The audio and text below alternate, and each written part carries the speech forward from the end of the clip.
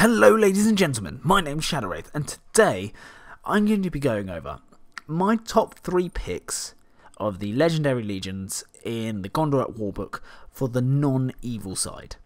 Okay? The reason I'm saying non-evil is because if I say good, then it gets confusing because then people think, oh, they're the only good ones in the book. No, they're non-evil. They're my top 3 to pick, and this is from a competitive point of view, okay? What I would bring to an event and I will give honourable mentions to the other ones saying why they're not on the list at the end. Okay, so if you get a Legendary Legion that you play and it's not on my list, I will give my reason for it, but of course this is my opinion. So I could be wrong, you could smash tournaments with ones I haven't picked because you play a different style to me or whatever reason, but just from my experience, these are the top 3. Now, I'm not going to go into all of the stats of everything, otherwise this video will be extremely long.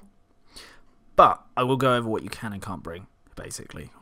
And now, for the number 3 slot, I've given it to the Men of the West. Okay? And the reason for this is because I played against it and they did really well against me. Really, really well. They were tough. Tough to crack. And basically what you can bring is, well, I'll tell you what you have to bring first. Basically, all models have to have the infantry keyword. No cavalry models are available. Only Gondor heroes may lead Gondor warriors. Only Rohan heroes may lead Rohan warriors. And the Men of the West always includes Aragorn, King Elessar, who is the army leader. So, we've got Aragorn, King Elessar. He's 225 points, which is a whopping price. But he is awesome. Okay? You've got the fight value, you've got, you know, the lightsaber, always winning on 4+. You've got all the heroic actions you could want. He's a solid leader, and he's tough, and he's got good armor, stuff like that. Then he's going to be your leader. Absolutely, obviously, you have to have him as your army leader, as I said. And then you can bring Legolas Greenleaf for 100 points, and you can give him armor for 5. Gimli, Son of Gloin, for 100 points with no upgrades. Eomer, Marshal of the Ridden Mark, for 100 points, and he can have a shield for 5 points. And then you can bring Merry for 25 points and 5 points for a shield. Pippin for 25 points. Obviously, Pippin is absolutely overpowered. No, he's not. I'm joking. And Beregond, 30 points. Sure, that's quite good. And then you got Prince Imrahil of Dol Amroth for 140 points. Now, he's a monster. I love him. I love Prince Imrahil. And then you can bring the twins, Elendan and Elrohir. And they're 160 points. And 10 points to give them both heavy armor, which is worth doing. Why not? You can have Captain of Minas Tirith for 50 points, 5 for a bow, 5 for a shield, Captain of Rohan for 45 points, and they can have a bow, heavy armor, shield, and throwing spear, all for 5 points extra, as in each. Captain of Dol Amroth for 65 points, Warriors of Minas Tirith, they're 7 points, and you can give them all the same upgrades. So, Warhorn, Banner, Bow, Shield, Spear. Warriors of Rohan for 6 points. They can have all the same upgrades pretty much. Warhorn, Banner, Throwing Spear, Bow, Shield. And Knights of Dol Amroth for 11 points. And they have a Warhorn for 30 points and Banner for 25. So, what are the special rules? Why would you bring this? This Day We Fight is one of the special rules. And whilst King Elessar is alive on the battlefield, all models from this army list auto-pass courage tests they're required to make, which is awesome. So they're not going to run away, ever. That's really good, because Warriors of Minas Tirith are only courage 3, so there's a chance, same as Warriors of Rohan, stuff like that. And then you've got, for Frodo, now I love this rule, once per game, at the start of the first phase, as long as he is alive on the battlefield, Aragorn can declare he's using this ability. Friendly models within 12 increase their fight value by 1 till the end of the turn. The reason I love that is because you can bring Knights of Dol Amroth and Prince Imrahil. And Knights of Dol Amroth, obviously, they gain +1 to their fight value if they're within 3 inches of Prince Imrahil, and then they gain another +1. So they're going up to fight 6, which is the same as most major heroes. So that can be pretty dirty. And then you can back them up with spears with Warriors of Minas Tirith, and they've got shield wall. There's loads of shenanigans you could do with this. And yeah, like I said, the reason this is number 3 is because it's hurt me quite badly and it was quite tough to get through, especially when he popped his fight value and I had to get through fight 6 infantry which was kind of crazy.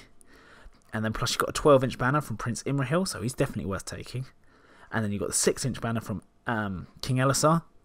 It's awesome. So yeah, the way I'd play this is like that. You want Prince Imrahil, you want Aragorn, King Elisar, Warriors of Minas Tirith, and Knights of Dell and Roth. And then you can take Warriors of Rohan with Eomer, but obviously they're better on horseback. It's what they're designed to do. And Eomer is a beast, so he is worth taking. But he works better with other Rohan stuff available. So it's up to you. It's up to you. Those two abilities that you can pop are pretty nuts. Yeah, that's pretty much it. So, moving on. We've got the number 2 slot. The Riders of Theoden. Now, this is an absolutely awesome Legendary Legion. Okay? It has got some downsides, but it is pretty awesome.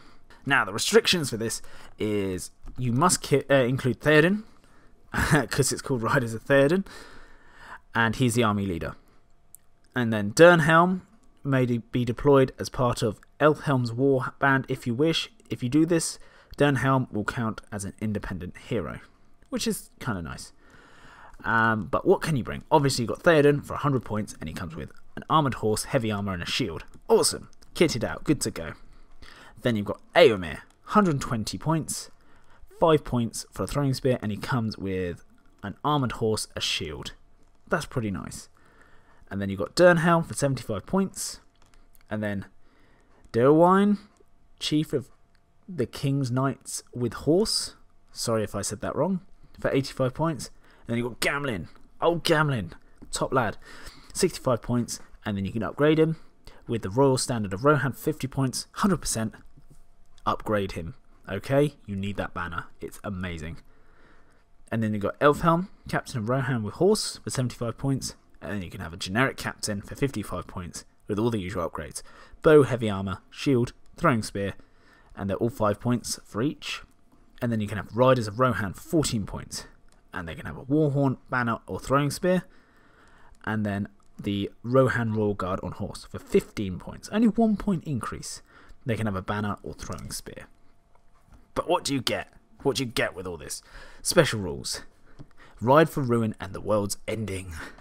Friendly Rohan cavalry models gain +1 strength on the turn which they charge. That's fine, that's normal Rohan stuff. Cool, whatever. But then you've got Death, and this can win you the game. Really, it can. Once per game, at the start of the fight phase, so long as he is alive on the battlefield, Theoden can declare he is using this ability. Every friendly Rohan hero within 12 inches may declare heroic combat or heroic strike, if able, without expending might points to do so. That is nuts. Now, of course, Derwine can already do this. If Theoden's in combat, he can call a free heroic combat, so you've got that in addition to this. You have got you've got quite a few cheap heroes at your disposal here. So, the way I'd play it, obviously, it is leading to be quite hero heavy, but you don't have to be too hero heavy. Obviously, you want Theoden, and I would suggest bringing Eomer, but if you're playing a smaller point game, don't bother. I'd bring the other heroes you can bring, because they're pretty killy enough on their own. Yeah. It's really good. Okay, so you've got Theoden. Yeah, you know what? Bring Eomer. I'd definitely bring Eomer. Okay, I've changed my mind. He is fantastic because if Theoden does die, he just goes absolutely nuts, and he's +1 to wound, and yeah, he's fantastic. And then you've got Gamlin to give you unlimited might, basically. So basically, if you spend all your might and you're within 6 inches of this 6-inch banner, which is also a massive bonus, you gain 1 might point. That's nuts. That is absolutely nuts. Like, it's per hero. It's not one hero. It is per every hero within 6 inches of him. So if you keep them nice and clustered together, so you keep him with Theoden and Eomer, they're never going to run out of might. And then right when you get into the thick of it, you can pop your death ability, get as many riders in on each hero as you can to drag them in with you, and you can just move about the battlefield and kill everything with one horrific charge. It is so good. It is so good. The only downside is it is hero heavy. It works best as hero heavy because obviously that's what the ability does. And hero heavy, obviously you'll run out of troops, but who cares? You've got everyone on horseback, because that's how Rohan should be played. And if you've got the points, give as many of them as you can throwing spears.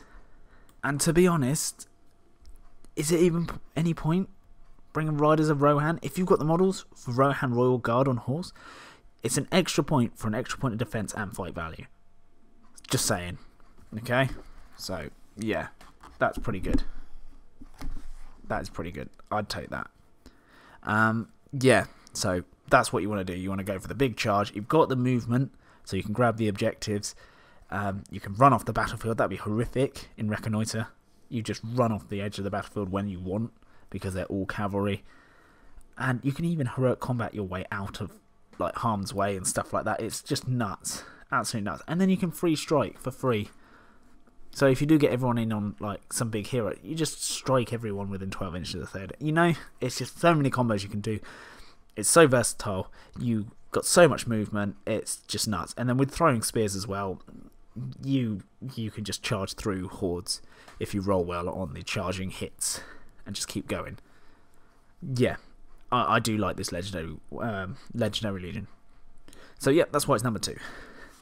Now, can anyone guess what number 1's going to be? My favourite. The Return of the King. Okay? The reason this is my favourite is because I do so well with it, and from people who've told me who play it, they do really well with it as well. Because it's got a little bit of everything. Okay? I'll start with just telling you what you need. You need Aragorn, Strider, and the King of the Dead. You need them two. So that's 260 points already taken off you. But that's fine, because you want both of them anyway. Aragorn is obviously the leader, because he's leading them. These Oathbreakers. And then you can bring Legolas, Gimli. They can both lead war bands of Warriors of the Dead and Riders of the Dead. So that's quite nice. Now, Aragorn, like I said, is 160 points, but you can give him an Elven Cloak. Always give him the Elven Cloak, because he's pretty squishy without it. So you can hide him. And then you've got Legolas Greenleaf. I've never brought him. No point. No point. I wouldn't bother. 100 points, and then 5 points for armor, 5 points for an Elven Cloak. I'd rather have a bunch more Warriors of the Dead. No point. And Gimli, Son of Gloin, same as before. No point. I wouldn't bother. Like, I mean, I'd only bring one of them if I really needed the warband. Out of the two, who would I bring? Gimli. Yeah, I'd bring Gimli out of the two. Some people might think I'm wrong. Some people might think I'm crazy, but I'd bring Gimli out of the two, probably. Yeah. And then you've got King of the Dead for 100 points. So, yeah, he's pretty cheap. Heralds of the Dead. You know what? I wouldn't bring any of them. Like, you got Heralds of the Dead. Herald Dead are pretty nuts anyway. Basically, what they do is they give magic resistance to nearby spirit models.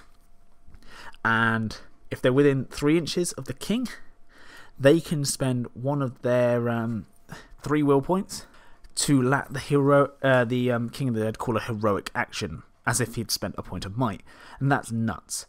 Because if you bring 2 of these, which I tend to bring 2 of them, he goes up to pretty much 7 might with the amount of heroic actions he can bring. Obviously, he starts out with 1. And that's pretty crazy. And they're not rubbish either. They're fight 4 and they're defense 8. So, 5 points, give him a shield to make him from defense 7 to defense 8. Absolutely worth it. And Warriors of the Dead are 14 points. 25 points for a banner. It's probably worth chucking 1 banner in there, because you can win scenarios or get extra victory points for having a banner alive. You can give him a shield and a spear.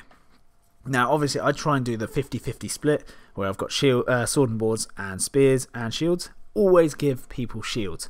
1 point to go from defense 7 to defense 8 is worth it, because most things are strength 3, and strength 3 attacking a defense 7 is 6s, but attacking a defense 8 is 6s followed by 4s. Always give them the shield, 100% without a doubt. And then the Riders of the Dead.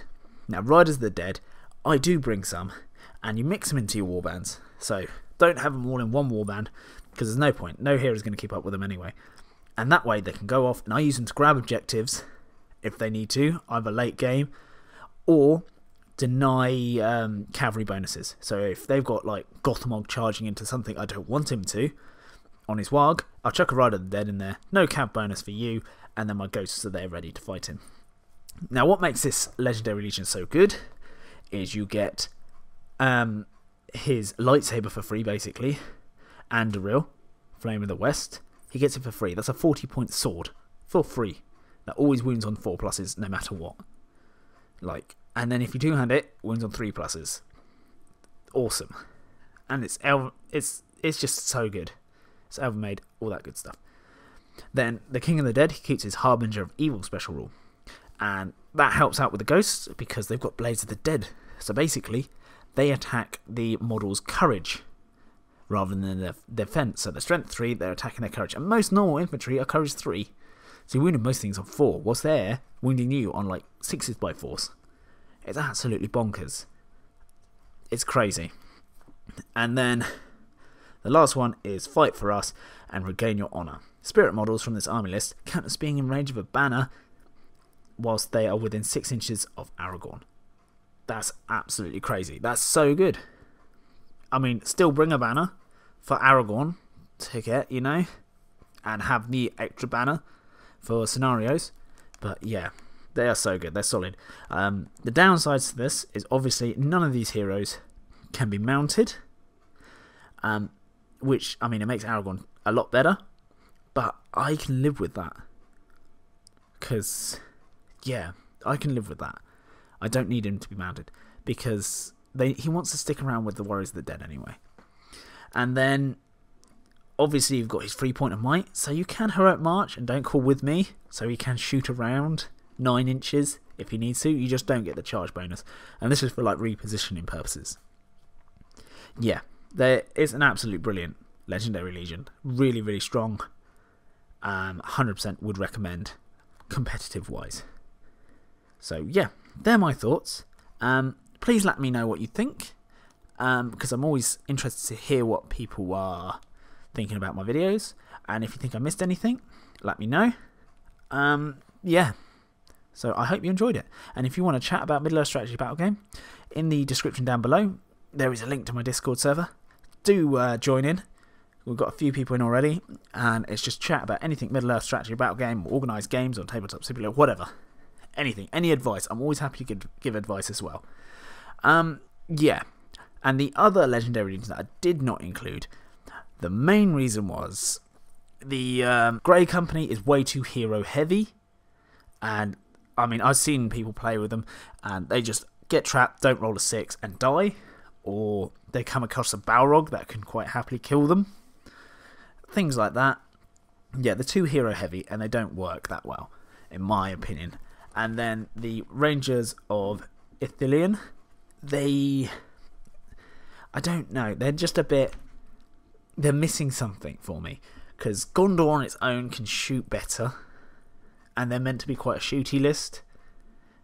So yeah, it's not really worth it for me, and there's too many restrictions on Faramir, and yeah, there's just better ways to play Minas Tirith, in my opinion. Obviously, there's better ways to play a Rohan, but from the first Legendary Legion I mentioned, but it's a mix of everything, which is always nice, because you've got a variety there.